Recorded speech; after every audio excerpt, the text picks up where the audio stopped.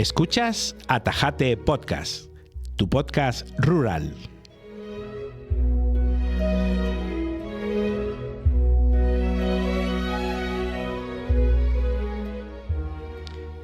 Hoy presentamos En Abril, Cultura a Mil.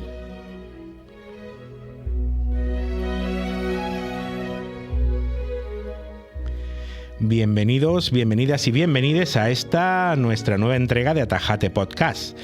En este mes de abril la cultura nos inunda y te contamos cómo va a ser este primer episodio de este mes. Sí, como oyes, el primero de dos. En abril hay 2 entregas. Le estamos cogiendo el gustillo a esto, así que no os perdáis la ficción sonora que lanzaremos para este próximo Día del Libro, que os va a encantar. Bueno, y volviendo al presente, hoy os presentamos un programa fresquito, con un par de secciones nuevas que esperamos que sean de vuestro agrado. La primera se llama Cultura sin filtros, donde hablaremos en clave de humor sobre personajes y hechos históricos relacionados con la cultura. Tras lo cual, nuestra compañera Lorena nos va a presentar Mentes Expertas, el habitual programa de entrevistas, donde hablaremos hoy con un experto en historia, el vecino Vicente Tellez Sánchez, y terminaremos con nuestro compañero Paco, que nos presenta Cuando todo se puede contar, una sección en clave musical donde hoy nos cuenta lo que piensa sobre la libertad. Así que venga, poneos cómodos que empieza En Abril, Cultura Mil. Bienvenidos.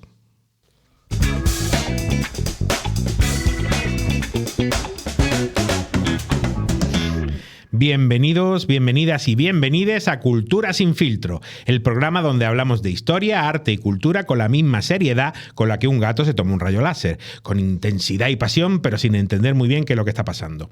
Hoy estrenamos este espacio sin pelos en la lengua, y esperemos que tampoco en el micrófono, para traerles datos históricos que no les van a cambiar la vida. Oye, pero igual les hacen ganar un trivial o impresionar a alguien en una primera cita.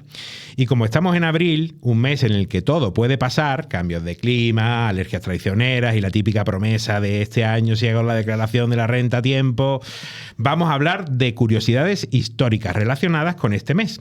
Y para eso contamos con nuestra IA Rural, a la que vamos a llamar. A ver, IA Rural, ¿qué pasó en abril que nos puede hacer parecer más listos en las reuniones? Abril es un mes muy generoso en historia. Empezamos con un clásico. El 14 de abril de 1931 se proclamó la Segunda República Española.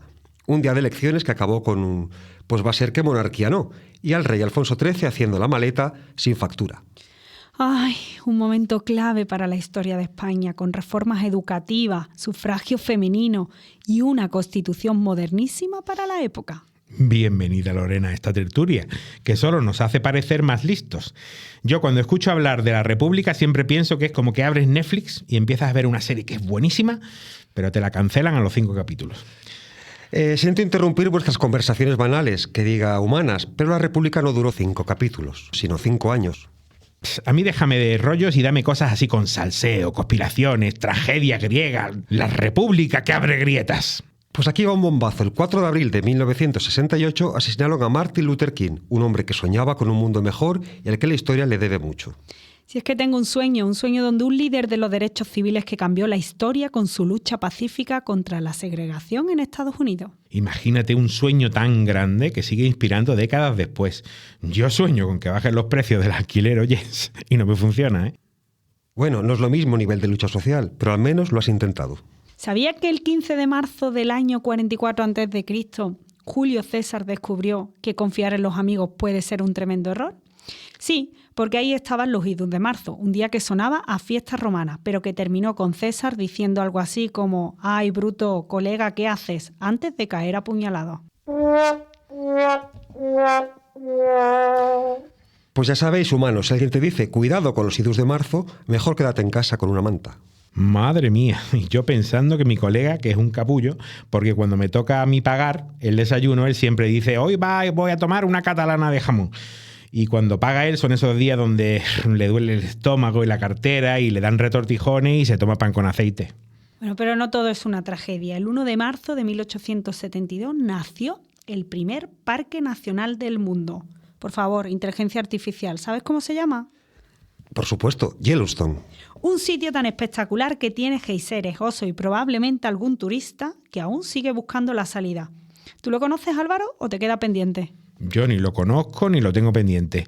Yo busco otros parajes naturales como las fábricas de cebada. Estábamos hablando del mes de abril. Ay, estos humanos con tan poca memoria. Retomamos el mes, por favor. El 7 de abril es el Día Mundial de la Salud. La Organización Mundial de la Salud lo celebra desde 1950. Elige un tema cada año y nos recuerda, sorpresa, que hay que cuidar de la salud. Yo como enfermero puedo decir que la OMS es como una abuela. Pase lo que pase, siempre quiere saber qué has comido y qué has bebido y si es algo que no debía de haber comido o bebido. Que aquí venimos a informar. A divertirnos. A informar con diversión. Yo soluciono como nadie. ¿Qué pasó el 15 de abril de 1912? Lo sé, se hundió el transatlántico más lujoso de su época, que para ser insumergible ya sabemos todos y todas cómo acabó el Titanic. No hagas spoiler que algunos no han visto todavía la película. Dudo mucho que alguien no conozca el final. Chocó con un iceberg en el Atlántico Norte y se hundió en menos de 3 horas, dejando más de 1.500 muertos. Fue un desastre por muchísimas razones. No había suficientes botes salvavidas. El barco iba demasiado rápido y los mensajes de advertencia del iceberg fueron ignorados. Fíjate cómo será que todavía no nos hemos recuperado de esos ojos azules bajando al fondo del mar. ¿De verdad que no había sitio en la madera para 2? Que en la piscina de Atajate, todos los veranos, ves hasta 4 subir una colchoneta y en agosto hasta 6. Bueno, que quiero hablar de mujeres importantes, no del James Cameron que bajó más veces a ver los restos del Titanic que el propio capitán del barco. ¿Quién soy? Venga, adivinemos. Hoy toca hablar de un artista, que aunque sus cuadros no estén en todas las casas, su cara está en todas las camisetas y además en las tazas del mundo. Efectivamente, señoras y señores, con todos ustedes, Frida Kahlo. Toma, me lo sabía. Gracias. Magdalena Carmen Frida Kahlo Calderón, nacida en 1907 en Coyoacán, México. Pero ella decía que había nacido en 1910, porque así coincidía con la Revolución Mexicana. Porque claro, ¿quién no ha querido ajustar su fecha de nacimiento para quedar más épico en la historia? Yo mismo, en mi currículum, por supuesto. Pero a lo que vamos. Frida tuvo una infancia muy complicada, marcada por la polio, que la dejó con una pierna más delgada que la otra. La polio es un virus travieso que ataca el sistema nervioso y puede dejarte con parálisis en un abrir y cerrar de ojos. Se contagia si no te lavas bien las manos, pero gracias a Jonas Salk, en 1955, que nos regaló la primera vacuna. Además de la polio, como si fuera poco, a los 18 años tuvo un accidente brutal. O sea, un tranvía chocó contra el autobús en el que iba y bueno, básicamente su cuerpo quedó peor que mi móvil después de caerse por 3ª vez en el día. Sí, pero en vez de quedarse lamentándose, empezó a pintar durante su recuperación. Su madre le puso un espejo en el techo y así Frida empezó con los autorretratos. Hoy sería inviable. Estáis todo el día enganchados a TikTok o preguntándome para que yo saque el trabajo. Perdona, que es que estaba viendo Reels. Sí, algo tenía Frida que era personalidad y dolor, mucho dolor. Que por cierto, en sus cuadros no ves flores y pajaritos felices, sino un sufrimiento plasmado en colores fuertes y símbolos impactantes. Algo que también marcó su vida fue su relación con Diego Rivera, el pintor muralista. Esa relación fue más turbulenta que un vuelo de bajo coste en un día de tormenta eléctrica. Se casaron, se divorciaron, se volvieron a casar. Diego era infiel como si le pagaran por ello. Con ellos Telecinco hacía la sobremesa, el tomate, el diario. Dato importante, Diego estuvo hasta con la hermana de Frida, que eso ya es otro nivel de descaro. Pero Frida tampoco se quedaba atrás, no te creas. También todos sus amoríos, con hombres y con mujeres. Porque si la vida te da limones... Tú te buscas higos, que para eso eres del medio rural. Bueno, dejémonos, por favor, de prensa rosa, pero lo más impresionante es que a pesar de todo nunca dejó de pintar, ni de luchar por sus ideales. Era comunista, feminista y una de las primeras en poner la identidad mexicana en el arte sin complejos. Y su estilo era único, vestía con trajes típicos mexicanos, usaba sus cejas unidas como símbolo de identidad. Y sí, esas cejas son famosas mucho más que sus cuadros. Bueno, si lo piensas hoy en día, hay influencers que son famosos no solo por sus cejas. Cierto, pero lo importante es que su obra ha trascendido. Las 2 Fridas, La columna rota, Viva la vida. Cada cuadro es como un diario de su sufrimiento y su pasión por la vida. Murió en 1954 a los 47 años, dejando un legado enorme. Y ahora su casa, la famosa Casa Azul, es un museo que recibe miles de visitantes. Porque aunque Frida sufrió mucho, su arte sigue vivo. Compren camisetas y tazas. Así que ya saben, si ven una camiseta con una mujer con las cejas unidas y flores en la cabeza, Continuamos con otra mujer, eso es. Y hoy venimos con una pregunta seria. ¿Te has sentido encerrado en pandemia? ¿Te agobiabas con el confinamiento? Pues ríete tú del COVID, porque nuestra protagonista de hoy se pasó casi 50 años en su casa y sin Netflix, ni redes, ni siquiera un triste Candy Crush. Lo sé. Hablamos de Juana I de Castilla, alias Juana la Loca, que de loca teníamos lo que nosotros de cura y de monja. Hombre, igual hábito no llevas, pero yo conozco curas que salen mucho más que Juana en Tordesillas. Por si no lo sabéis, Tordesillas está en Valladolid, Castilla y León, a orillas del río Duero. Corría el año 1494 cuando España y Portugal firmaron el Tratado de Tordesillas, dividiendo el mundo en dos, entre españoles y portugueses. Juana nació en 1479 y claro, en una época en la que si eres mujer y lista, tenías dos opciones, o monja o bruja. Y como no le gustaban ni los rezos ni las hogueras, pues la llamaron loca. Estaba loca de amor por su marido, Felipe el Hermoso, aunque lo del hermoso es discutible. La belleza está en los ojos de quien mira y las críticas en las malas lenguas. Bueno, yo mirándolo, guapo, lo que se dice guapo, el hombre como que no. El tipo le puso más cuernos que un ciervo en primavera. Y a Juana, claro, se le hincharon las narices. Normal, y ahí viene el lío, porque cuando se le murió el maridito, Juana entró en una espiral de duelo que su familia aprovechó para decir, uy, es que no está bien, vamos a encerrarla. Primero, su papá, Fernandito el Católico, y luego su hijo, Carlos V, porque a ver, una mujer gobernando, ni hablar. Así que la metieron en Tordesillas y ahí la dejaron, sin wifi y con las visitas contadas. 50 años encerrada, oye, que si hubiera tenido TikTok, la Juana nos habría dejado un contenido brutal. Sin duda, pero al final Juana fue más víctima de su época que de su cabeza. La historia la llamó la loca, cuando en realidad fue una reina encerrada por ser demasiado inteligente. Y eso sí, peligrosa para los hombres de su tiempo. Peligrosa según ellos, claro está. Vamos, es que la historia la escribieron otros y la dejaron como chiflada. Como a tantas mujeres que se atrevieron a pensar. Y ahora dime, ¿quién estaba realmente loca? Aquí van algunos ejemplos. Rosalind Franklin por su estudio del ADN hidratado, Coco Chanel por llevar pantalón, Rosa Parks por quedarse sentada en el autobús, Marie Curie por utilizar el polonio y el radio, Amelia Earhart por volar. Esta pregunta tiene muchas interpretaciones. Si te refieres a alguien en particular, depende del contexto. Si es una frase filosófica, podríamos decir que la locura es relativa. Lo que para unos es locura, para otros es simplemente ver el mundo de otra manera. Recuerdo algo que leí referido a tu frase, algo así como aquellos que fueron vistos bailando fueron considerados locos por quienes no podían escuchar la música. Frase correcta. Se asocia al filósofo Nietzsche, nacido en 1944 y muerto en 1900. Lo que está claro es que nuestra historia, la locura, siempre tuvo nombre de mujer y de injusticia. Ni Juana ha sido la primera ni será la última. Ahora somos feminazis, los términos también evolucionan. Y con esto cerramos el programa de hoy. No olviden leer historia, que da para muchos chistes y para entender por qué seguimos repitiéndola. Y recordad, si os llaman locos, igual es que estáis pensando demasiado. Y así, entre datos locos y anécdotas que no nos esperábamos, despedimos este primer programa de Cultura sin filtro. Recuerden, la historia es como una telenovela, pero con más fechas y menos efectos especiales. Nos escuchamos en la próxima y cuidado con los idus de marzo.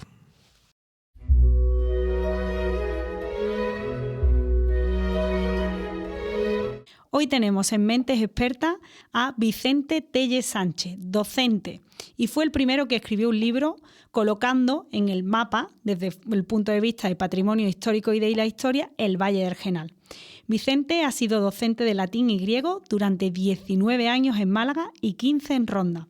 Su labor como investigador y divulgador de la riqueza cultural y artística de esta comarca nos lleva a libros como Al sur de Ronda, publicado en 2003. Bienvenido, Vicente. Buenas tardes, muchas gracias por la bienvenida. Muchas gracias a ti por estar aquí y poner, y como hemos dicho, ¿no?, el primero, ¿no?, que habló sobre patrimonio artístico en el Valle del Genal. Cuéntanos, ¿de qué va Al sur de Ronda?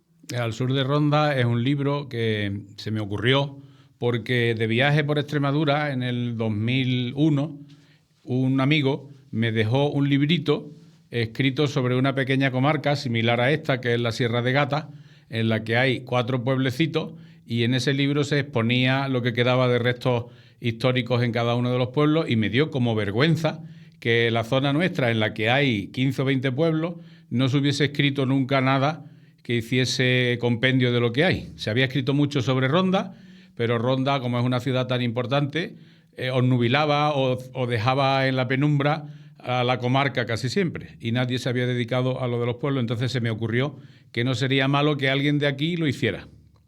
Estupendo. De todas formas, sí que es cierto, ¿no?, que Ronda muchas veces eclipsa el resto de municipios, pero es una cosa que tenemos que llegar a entender, ¿no? Que Ronda no es nada sin los pueblos y los pueblos nada sin Ronda, ¿no? Efectivamente. Hablamos siempre de la serranía de Ronda y yo creo que los pueblos, es decir, es una base sólida y potente que en este caso, es decir, con respecto al patrimonio, ¿no?, que parece que está olvidado cuando han formado también parte de la historia. También es cierto que el concepto que había sobre patrimonio en la época era diferente del de ahora. Entonces, claro, el patrimonio se consideraba solo los grandes hitos y los grandes monumentos. Después se ha visto que hay otras muchas cosas que también se pueden considerar patrimonio y por eso era interesante hacer relación de lo que había en los pequeños pueblos donde no se habían construido grandes catedrales ni grandes monumentos como los que tiene la ciudad de Ronda u otras ciudades. Totalmente. Sin hablar de grandes monumentos como natural atajateño, vamos a centrarnos en Atajate.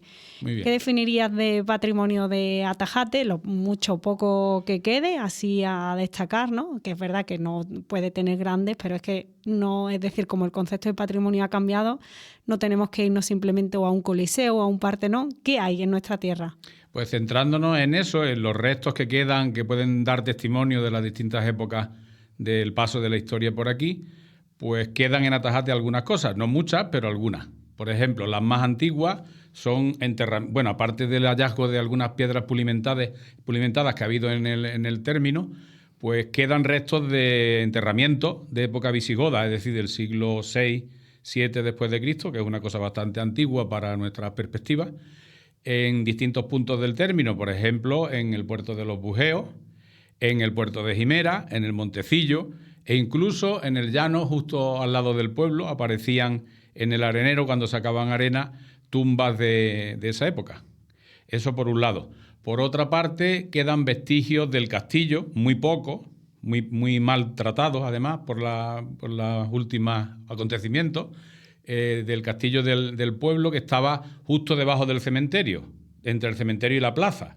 Ahí quedaban hasta mi infancia, yo no sé ahora porque no he entrado por ahí, quedaban restos de una escalera de una torre y además se sabe con seguridad que había una fortaleza porque justamente el primer texto medieval donde se menciona la palabra Atajate es haciendo referencia a ese castillo. Luego quedan los restos de la primera iglesia de 1505, que son el actual cementerio, y de él queda pues la portada renacentista entera, además con vestigios del incendio que padeció en la Guerra de la Independencia. Y luego, más moderno, pues en la cruz de la plaza, que es del siglo XVI, y que sigue estando en el centro de la plaza, y una vieja leyenda dice que mientras esté la cruz en pie, estará el pueblo en pie, como el Coliseo en Roma. No sé quién inventó esa leyenda, pero ya hace mucho tiempo que la escuché. Y la iglesia, que es de finales de principios del XIX, justamente se hizo justo después del incendio de la iglesia antigua. Eso así como más importante. Luego hay otros tipos de restos de patrimonio que son más bien patrimonio etnográfico o de la agricultura y eso, que son los lagares que hay en el campo. Y se me olvidaba, y lo digo ahora, se me olvidaba que también hay los restos de una torre medieval en el monte Pajarite, al sur del pueblo, que se ve que estaba en esa ubicación para controlar el paso de gente por el río, por el Audalázar, abajo en el monte, y desde ahí comunicar con la fortaleza de los Tajos si pasaba alguien. Esa torre se mantuvo en pie hasta principios del siglo XX, hasta mediados del siglo XX, y luego en una época de tormenta hubo un movimiento en el terreno y se volcó, pero todavía están los restos visibles en el llano de la Cruz, que se llama, en medio del monte Pajarite. Bueno, eso por resumir lo más destacado del pueblo. Bueno, que no es poco, ¿no? Porque haciendo un balance cronológico, has dicho que las primeras piedras pulimentadas, ¿no? Que nos vamos a la época neolítica hasta el siglo XVI, XVII, que tenemos vestigios. Con respecto a la iglesia, ¿no? Yo creo que muchos y muchas desconocen, ¿no? Que la iglesia no siempre ha estado ubicado en el lugar donde la encontramos hoy, en la calle Nueva, y eso sí que puede ser un dato interesante porque una de las zonas donde siempre se respeta a lo largo de la historia, ¿no? Es decir, vemos como, por ejemplo, pasamos de ser mezquita a ser iglesia, incluso sinagoga, es como los templos de la Triada Capitolina, se respeta ¿Por qué ese cambio? No sé, me parece interesante a la hora del culto. El cambio se debió fundamentalmente a que el pueblo había crecido y la iglesia de arriba era muy pequeña, pienso yo. No hay ninguna documentación que justifique lo que estoy diciendo, pero está claro que en aquella iglesia de arriba no cabía apenas población, era mucho más pequeña que la actual. Entonces, como en el siglo XIX el pueblo había tenido bastante crecimiento de población por el tema del desarrollo del viñedo, pues se ve que tuvieron fuerzas económicas como para decidirse a la construcción de la iglesia, que se hizo a prestación personal. Es decir, que se hizo con la contribución de los vecinos del pueblo. De los vecinos y las vecinas. Mi tatarabuela, que duró 104 años, tenía 3 o 4 años cuando se empezó la obra de la iglesia. Y ella misma le contaba luego a mi abuela, que es la que me lo contó a mí, que ellos, los niños chicos, iban para traer cada uno un ladrillo desde los Pilarejos, que era donde estaba el tejar donde se fabricaron los ladrillos de la iglesia. Es decir, que todavía por transmisión oral hemos sabido más o menos cómo se hizo, porque ya digo que no hay documentación que lo demuestre, ¿no? Entonces yo pienso que la iglesia se cambió de lugar porque hacía falta una iglesia más grande y en sitio más cómodo, porque fijaros que la iglesia antigua estaba en todo lo alto de los Tajos, mientras que el pueblo se había venido hacia abajo, hacia el camino y hacia la fuente. Sí, que se fue asentando a la zona que conocemos actualmente. Entonces, es posible, yo le he oído decir a un oriundo de Atajate también, que es profesor universitario en Madrid, se llama Francisco Reyes Telle, que ahí debió haber alguna pequeña iglesia o alguna pequeña capilla donde está actualmente la iglesia, e incluso el cementerio antiguo, y utilizaron algo que ya era sagrado previamente para construir encima la iglesia. Sí, pues me parece muy interesante porque es verdad que siempre que los lugares de culto... Porque además los terrenos que había detrás, los terrenos de siembra que hay justo detrás de la iglesia, en esa época eran propiedad de la iglesia, eran de algún convento de Ronda. Y en la desamortización del siglo XIX, esos terrenos pasaron a propiedad privada porque se subastaron y se los quedaron habitantes de aquí que estaban en posición económica de poderlos adquirir. Entonces es muy probable, efectivamente, que ahí hubiese alguna capilla o algún santuario pequeño donde luego se construyó la iglesia, la que tenemos ahora. Bueno, y también porque, no sé si esto influye o no, sino que, por ejemplo, cuando a los reyes católicos ceden las tierras, ¿no?, de realengo para su hijo Juan, es verdad que duró poco, ¿no?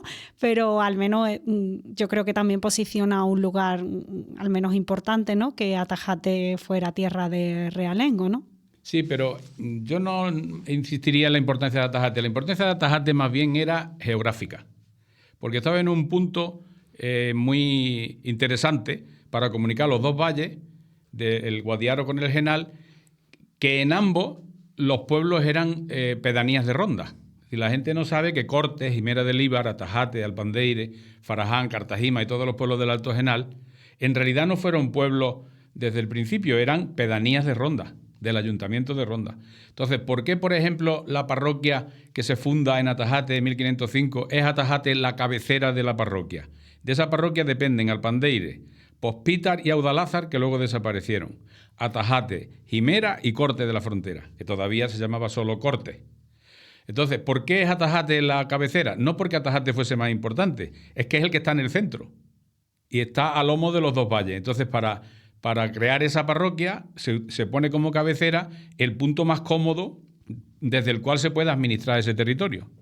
No sé si me explico. Sí, claro, perfectamente, lo entendemos. Y claro, esos pueblos siguieron siendo pedanías de Ronda, Cortes y Jimera dejaron de serlo poco después y fueron ya independientes. Jimera constituyó un señorío y Cortes se independizó por completo, mientras que Atajate y el resto de los pueblos del Alto Genal siguieron formando parte del Ayuntamiento de Ronda hasta 1814, es decir, hasta después de la Guerra de la Independencia.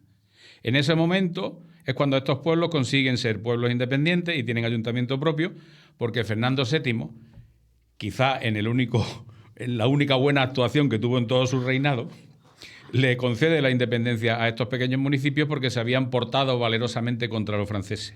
Bueno, eso y cuando dijo marchemos todos juntos, yo el primero por la senda constitucional. Y luego marchó por la contraria. Pero en fin, quiero decir que estos pueblos no fueron independientes hasta hace muy poco, hasta hace aproximadamente 2 siglos, ¿no? Y desde entonces ya sí tiene cada uno su propia administración. Sí, porque, por ejemplo, la Guerra de la Independencia sí que marcó, por lo menos en la serranía de Ronda, un antes y un después. Muy importante, claro. Pero sobre todo por eso, porque a partir de entonces ya los pueblos tuvieron autonomía para regirse por sí mismos. Que luego fueron muy... A pesar de esa hostilidad que siempre hay en los pueblos contra Ronda y en Ronda contra los pueblos, sin embargo, luego fueron muy colaboradores en un proyecto que tuvo Ronda de crear una provincia propia, porque no se sentían vinculados ni con Málaga, ni con Cádiz, ni con Sevilla, y querían tener una provincia propia. Y lo sabemos porque incluso se conservan documentos en el archivo histórico de Ronda con las cartas que los distintos pueblos mandaron apoyando la iniciativa. Por ejemplo, de Atajate hay una carta escrita por un médico que entonces era el secretario de aquí de Atajate, que se llamaba José Martínez, era oriundo de Granada, y del cual quedan alguna gente aquí que son descendientes. Y ese señor escribió la carta de su puño y letra, por cierto, una letra increíble para un médico, porque los médicos tienen fama de escribir fatal, y sin embargo este médico, la redacción de la carta es una maravilla. Vamos, tengo de hecho alguna foto de la carta porque era preciosa la letra, ¿no?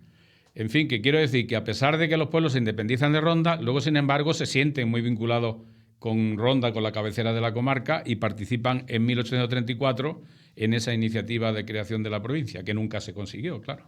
Bueno, yo creo que es importante que entendamos que la unión hace la fuerza, ¿no? Y que claro, dentro de cada diversidad es importante que todos marchemos, no como Fernando dijo, pero buscando una misma línea. Dentro del patrimonio del Valle del Genal, algo curioso que hayas encontrado, por ejemplo, porque de cada municipio, desde aquí invitamos a todo el mundo a que conozca el sur. Quizá lo más curioso de todo en el Valle del Genal es que queda la mitad de los pueblos que hubo. Es decir, que hay muchos despoblados. A lo largo del siglo, sobre todo del siglo XVI, se perdieron la mitad de los pueblos. La gente eso no lo sabía. Cuando yo me crié aquí, yo no tenía noticias de que hubiese habido el doble de pueblos.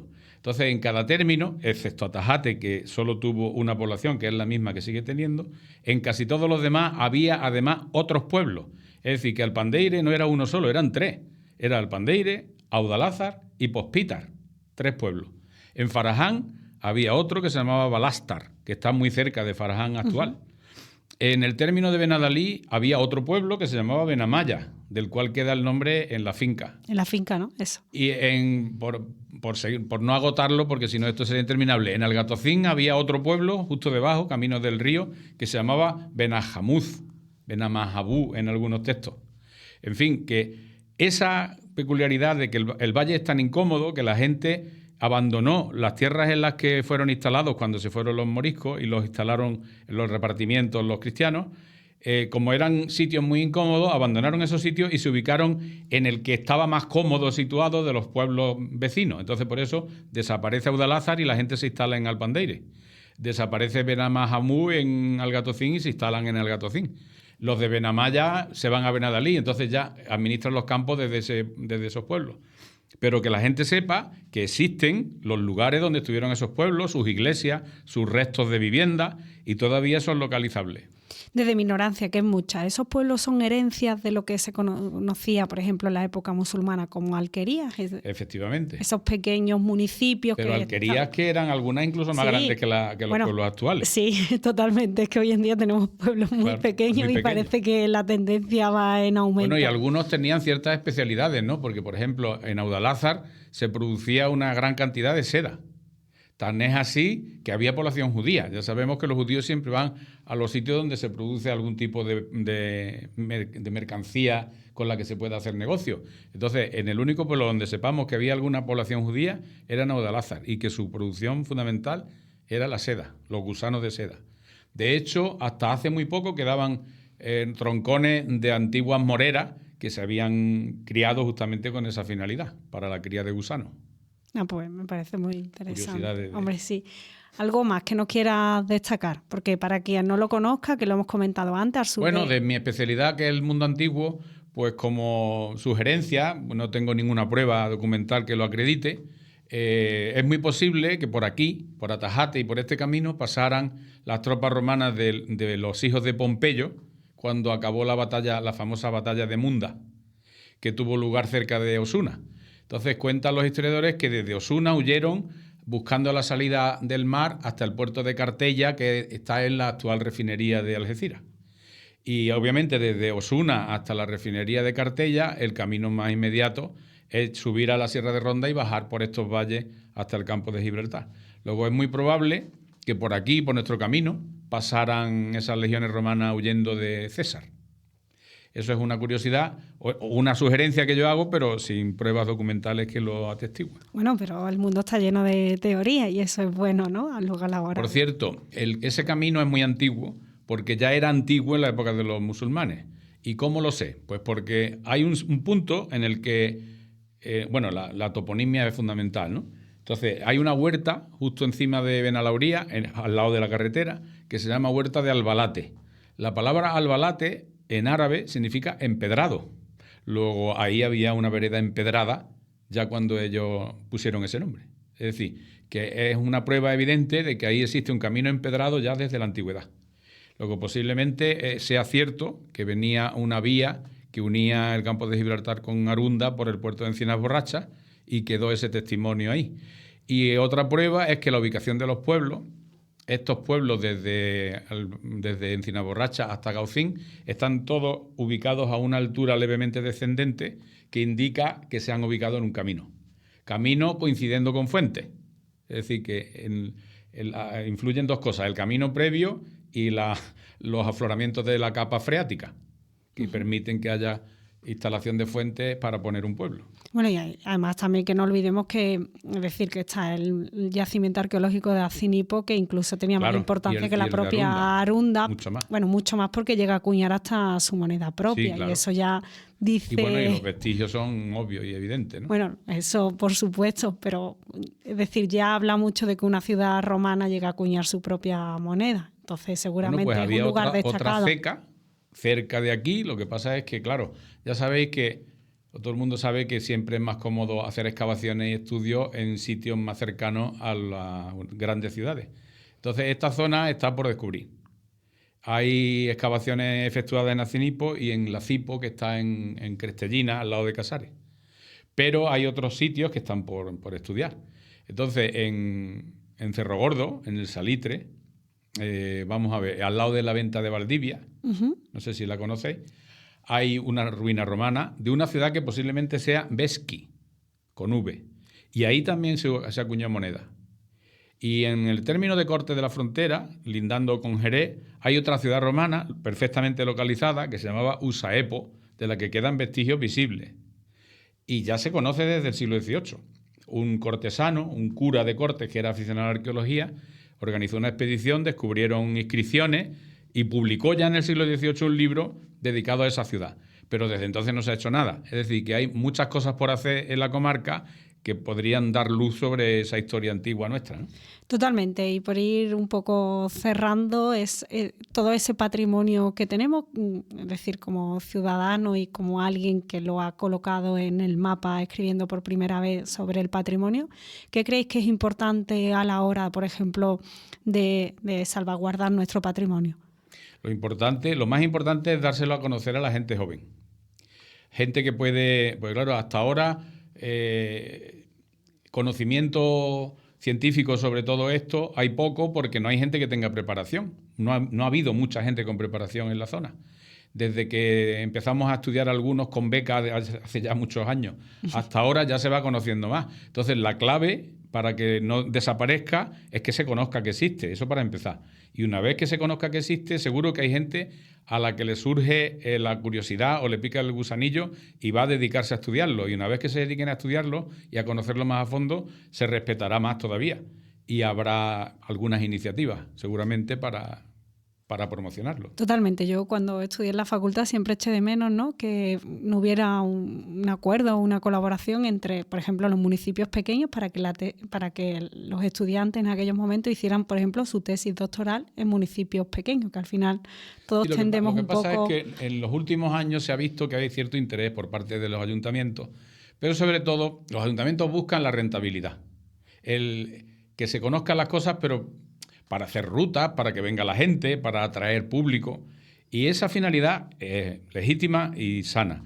Pero creo que hace falta también la otra, la de el amor al arte. Es decir, conocer las cosas por el amor al pasado, por el amor a lo que al patrimonio, pero simplemente por amor a eso, no solo porque pueda generar algún tipo de riqueza. Sí, de todas formas, bueno, eso por Lo de supuesto. poner en valor está muy bien. Sí, pero para Pero sobre poner todo en lo que valor hay es que hace falta... ponerlo en las mentes de la gente. Es decir, que llegue el conocimiento a las mentes de la gente para que de verdad valoren lo que tienen. Ya, pero en poner en valor en las mentes se hacen a través también, por ejemplo, nosotros desde aquí, desde en este caso el ayuntamiento, se organizan actividades, Claro. rutas para que la gente conozca el patrimonio. Eso es fundamental. Porque tenemos una idea básica, es decir, nadie puede amar aquello que no conoce. Efectivamente. Y entonces es importante, ¿no?, que al final cuando salgamos por ahí, pues a partir de ahora, ¿no?, gracias a ti por finalizar, ya sabemos que esta iglesia es nueva y hablemos de que había una iglesia antigua, y eso podemos hacerlo con la divulgación.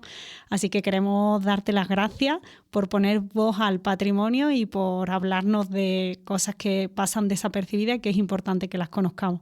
Muchísimas gracias, Vicente. Nada, a vosotros por invitarme.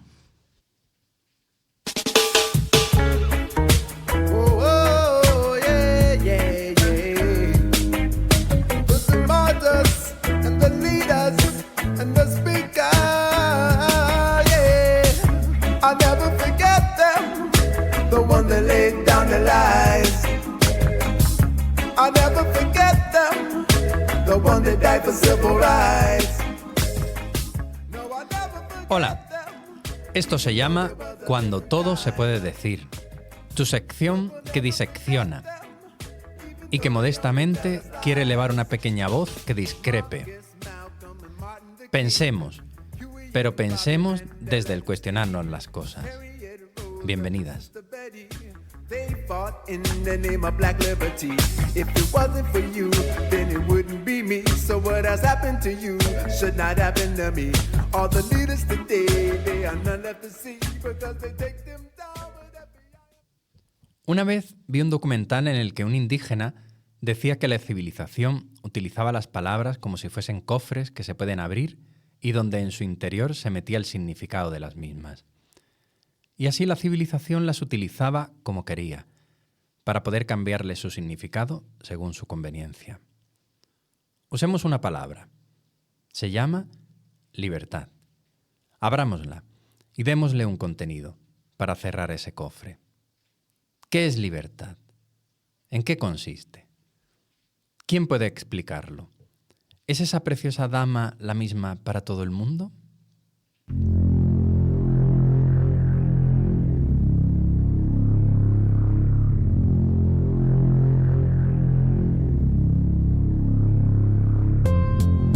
Hay alguien ahí fuera. Estoy yo sola frente al espejo, cara a cara contra mis complejos. La amargura, sentimientos de soledad. Y va. Hay alguien ahí fuera, alguien que me entienda. ¿Por qué nadie espera? La soledad sobre mí se ceba. Tengo el corazón helado, buscando contacto humano, llena de palabras en vano que no he olvidado. Pero el tiempo lo cura todo, a pesar de las veces que te arrastras por el lodo. No estás solo, siempre hay alguien tras el teléfono. No sientas el abandono, no abandones de ningún modo. Hay una auténtica rival, contra mí soy yo. Afán por superar los baches que nos rompen en dos. No importa cuándo, qué o dónde, sino cómo. Aunque llore, vuelvo a levantarme, parto el lobo. Hemos levantado la estatua de la libertad, sin haber construido primero la de la responsabilidad.